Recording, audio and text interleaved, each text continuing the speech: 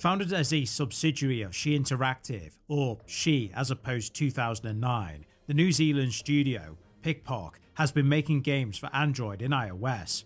Although it's been their development focus for over a decade, they have ported 2 games to other platforms. Into the Dead 2 and Agent Intercept came out on Nintendo Switch, but the latter also launched on other 8th and 9th gen systems as well as PC.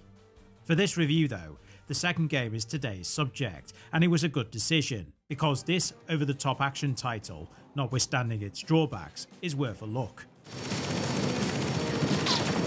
In Agent Intercept, you're a member of the agency, aiming to prevent a criminal group known as Claw from seeking world domination. Fortunately, the agency have a solution in the form of the Scepter, a state-of-the-art spy vehicle capable of adapting to many conditions. With Claw at large and the world in danger, the agency deploys its secret weapon to stop this threat and its ambitions. Agent incoming!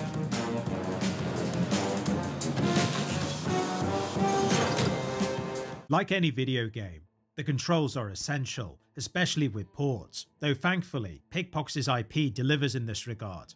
Constantly moving forward does restrict control, but it is not wholly on rails, as the left analog stick handles steering, crucial for navigating its 15 missions and avoiding any danger Claw will throw at players. Fighting back is not off the table. Not only can the Scepter boost into enemies with the left trigger, but it also helps with drifting to acquire points, because the game has a scoring system. Weapon pickups are also available across levels, like machine guns, missiles and lasers, which the right trigger activates them. Agent Intercept has simple, user-friendly controls, but they don't take away the pleasure of eliminating Claw operatives, with the various level design further enhancing the experience. Why?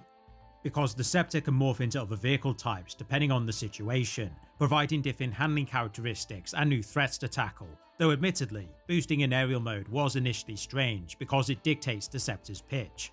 Nevertheless, the vehicle transformations add another dynamic to the combat and play a part in numerous set pieces, including boss encounters. As said before, Agent Intercept has a scoring system. Performing stunts, taking out enemies, and collecting point pickups add to a total score, though maintaining a multiplier is another matter. However, this, along with its other elements, contribute to the game's appeal, being easy to pick up and play, but challenging to master.